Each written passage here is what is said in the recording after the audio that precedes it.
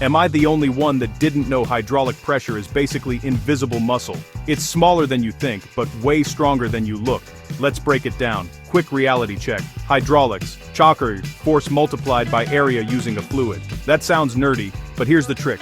Same pressure, different force. Picture two pistons connected by a tube full of fluid. Push the small piston a little. Pressure travels instantly through the liquid, and the big piston moves with huge force. So why does this matter? Because engineers use that to lift cars, steer ships, and even fold airplane wings. The secret math is simple. Pressure, force, jaise, area. If you keep pressure constant and increase the piston area, force goes up. Tiny push, giant lift. Magic? Science. Quick real-world example.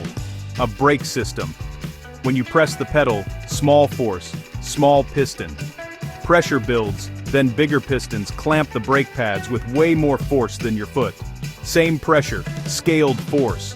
Safety stops you from flying through the dashboard. But watch out, pressure likes to surprise you. Leaks, trapped air, or wrong fluid can kill performance or wreck a system. Routine checks, proper fluids, and never working on pressurized lines keep things safe. Recap. Hydraulics move power using fluid pressure. Small piston push. Pressure travels. Big piston delivers massive force. Remember the formula. Pressure, mash, force, area. Want more quick engineering hacks like this?